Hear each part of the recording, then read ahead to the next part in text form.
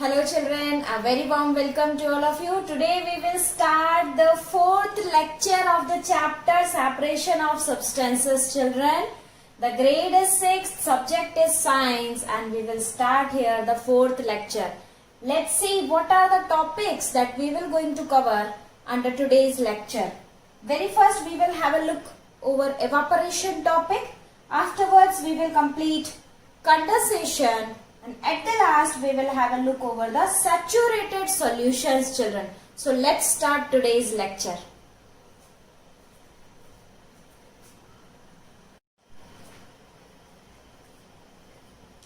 Starting with the first topic, children, evaporation. Now, what do we understand by evaporation?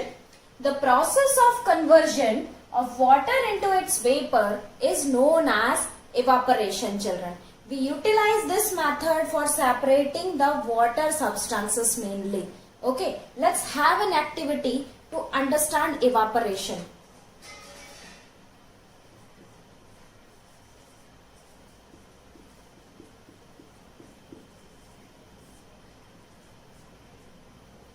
Suppose we need to separate salt and water. Okay. How do we separate, children? Take a container, lit a burner below this,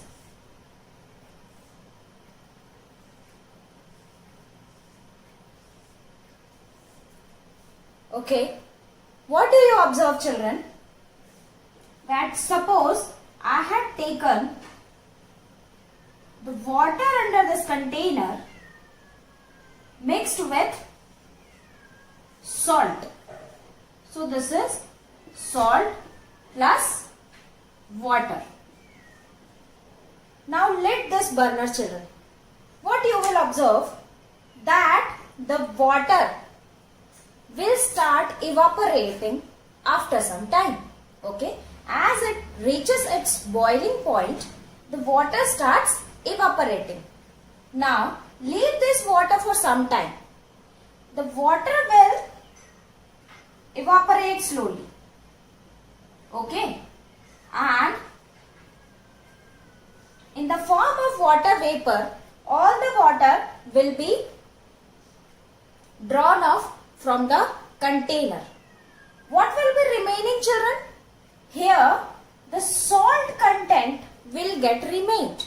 Okay, so this is the process which shows we can separate the dissolved substances, okay, especially the salt and the sugar content, etc. The substances which is dissolved in the water.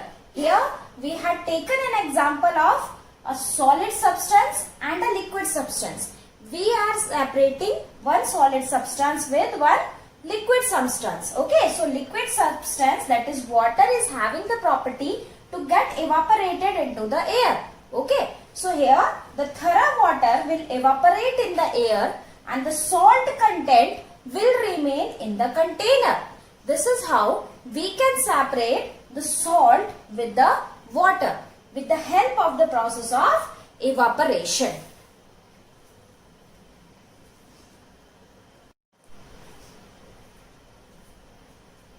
Moving on to the next topic, children, that is condensation. What is condensation, children? The process of conversion of water vapor into its water form is known as condensation. Okay, in the last topic we had seen the conversion of water into water vapor, that is known as evaporation. Now, just the vice versa, that is conversion of water vapor into its water form is known as condensation. How do we utilize this method for separating the substances? Suppose, let's have an activity.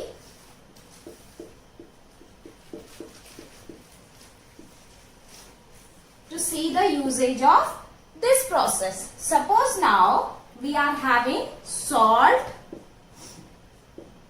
and water again. Okay.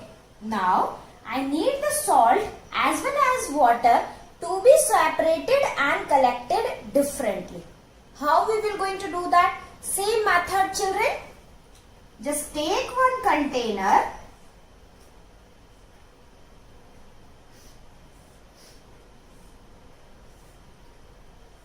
and a burner. Lit this burner. Okay. Fill the salt containing water in this beaker.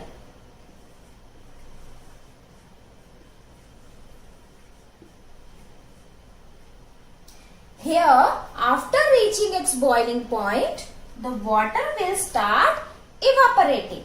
Okay. Now suppose I cover this with a lid. Okay. This lid is containing one spout opening. Okay. Suppose this container is containing one spout opening. After reaching its boiling point, children, you will observe the fumes are coming out of it. Okay. Now, keep one cover near the spout, near the opening of the container, and place some ice cubes over this. Suppose I had placed some ice cubes over this cover. Okay. What will happen, children?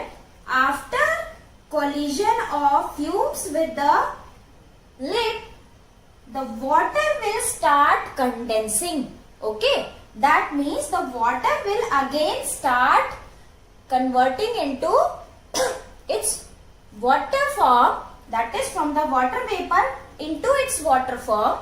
Okay. And if I keep another container here, suppose if I had kept another container here, the water will start falling into the container.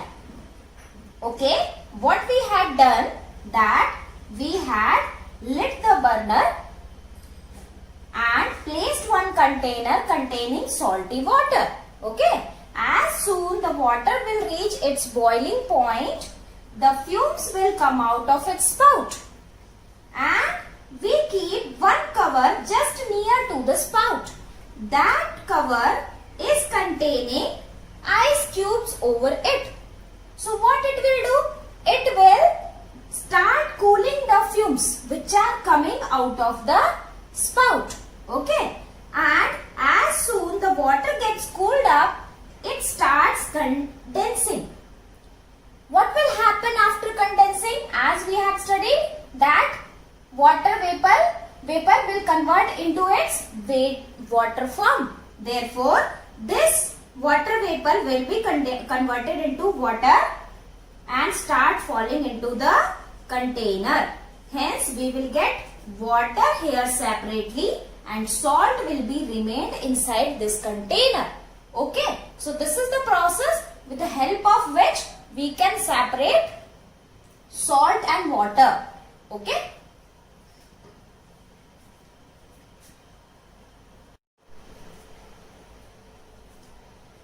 Let's have a look, children, at the next topic. Use of more than one method of separation. Sometimes, children, we get a mixture of substances where we apply different methods of separation that we had seen earlier. Okay. We apply those methods to separate the mixture of substances. Let's have a look here, children. Let me give you one example. Suppose if I am having a mixture of salt, sand and water. How can I separate it, children? I can apply 2-3 methods to separate the mixture of salt, sand and water. Suppose here, children, I am having one container in which water is filled. Now I pour the salt and sand in it. Okay, suppose I had poured salt and sand in it. Now I stir it properly. Okay, now as I stir it, children, what will happen? the salt will dissolve inside the water, and what will happen to the sand? After some time, the sand will settle down at the bottom. What is that known as, children? That is known as sedimentation.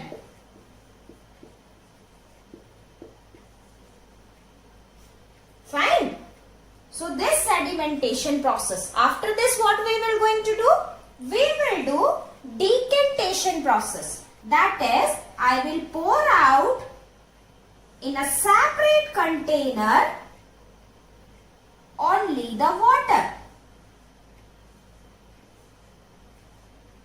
and the sand will remain at the bottom. Okay, so this process is known as decantation. I had taken separately the salty water in different container. So now this container is containing salt and water. Inside this container we are having now two substances. Still this water, children, is somewhat muddy in nature. Whole mud will not come out with sedimentation and decantation process. So for that we will apply filtration process. We will take another container and I will keep one filtration tube over this. I'll put a filtration paper over here. Okay, and I will pour this water into this. What will happen, children? That the filtered water will come out and the mud will stick near to the walls of the filtration paper. Okay, so now we got the mud, that is sand, separately from the salt and water. Which process I had applied here, children? Filtration process. So I had applied three processes to separate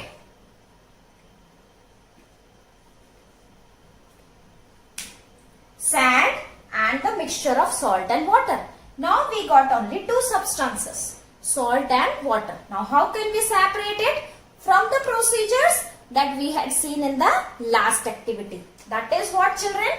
Now I will keep this container over the burner and I will lit this burner, suppose. What will happen, children? That this water will start boiling. After reaching its boiling point, suppose I had covered this with one cover. From this spout, children, the fumes will come out after reaching its boiling point. Okay, and here I will keep one cover that is containing ice cubes over it. Fine.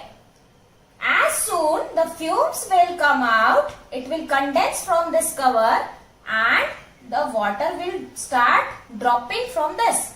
I will collect this water separately in another container. So with the help of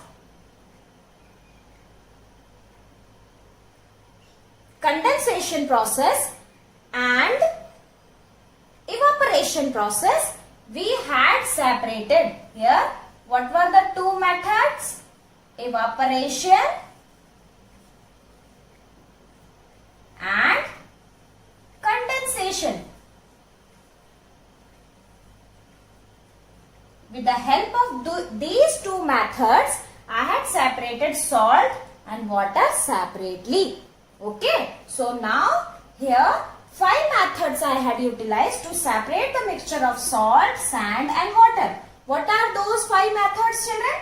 Sedimentation, decantation, filtration. After that, evaporation, condensation. Fine.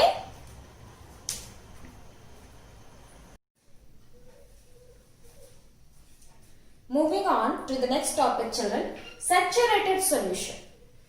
What are saturated solutions? A solution which cannot dissolve further amount of solute at a particular temperature is called saturated solution. Before understanding this definition, let's have a look at the activity. Suppose I am having a tumbler and I am filling the water into it. Okay. Now I am adding some amount of salt into it. And I am stirring it well. Okay. So it will dissolve. Now it is containing a mixture of salt and water. Children, the contents which we are adding into the water, that is your salt content here, is known as solute particles. Okay. Now, the content in which we are adding the solute is known as your solvent. It is known as your solvent. And the mixture of solute and solvent, that is here in this particular activity, your salt and water, okay, is known as solution. Fine. Suppose I had added 1 tablespoon of salt in this water and I stir it well. So what will happen? It will get dissolved. Again I add 1 tablespoon of salt in the water. Again I add and dissolve it. Okay. What will happen?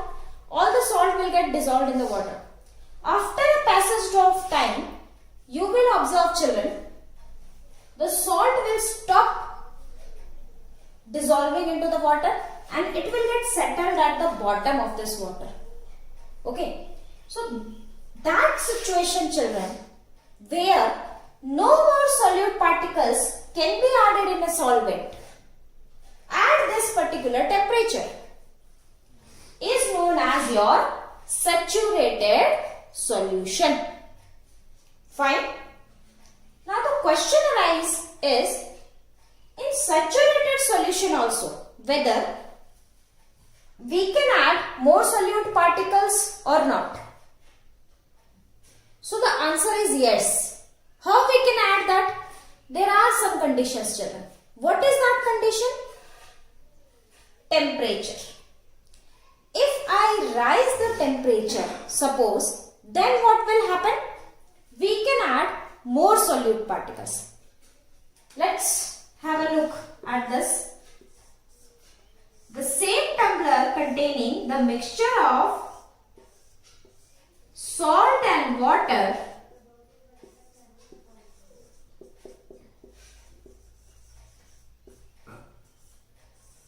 is kept at a burner and I lit the burner. What will happen? The solution will start boiling. As the water starts boiling, children, the particles will move here and there and they will make more space for the solute particles. So now I can add more solute particles into this solution. Okay. Moving on to the end portion of the lecture, children, let's have a look over the homework solutions of lecture 3. What is sedimentation and decantation? When the heavier component in a mixture settles after water is added to it, the process is called sedimentation. When the water is removed from this sedimentation solution, then the process is called as decantation, children.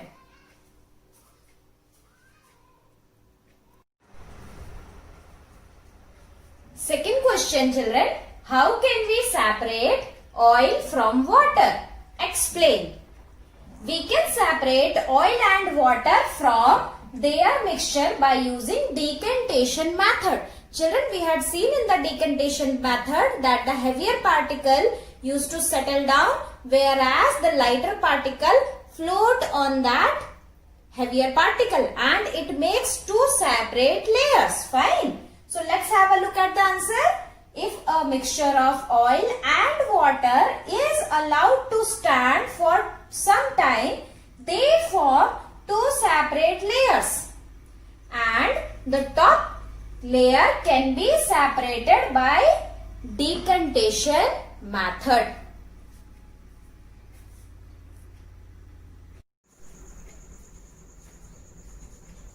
Last question, children. What is filtration? How can we separate impurities by using this method? The separation of insoluble impurities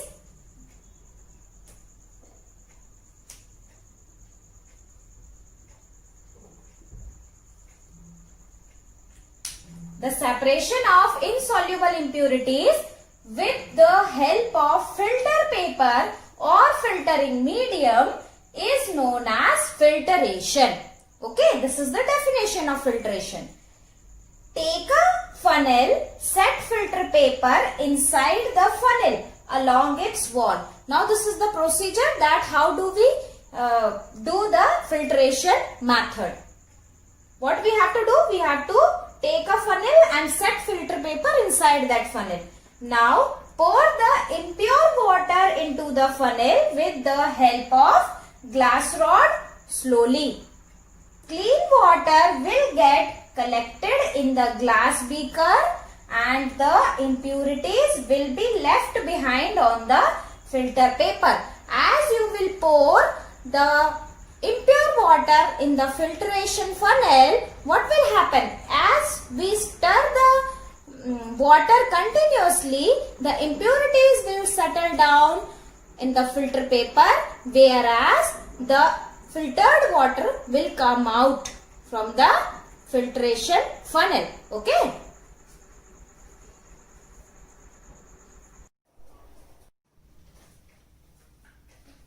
Moving on to the last portion, children, homework. We are having 4 questions for today's lecture. Let's have a look on these questions. You need to write the answers in your fair classwork notebook, children. First question, what is evaporation? How do we utilize it for the separation of sugar and water solution? Question number 2, what is saturated solution? Question number 3, how is common salt obtained from the sea? Question number 4, what is the difference between evaporation and condensation? So these are the questions, children. That is it for the lecture. Thank you.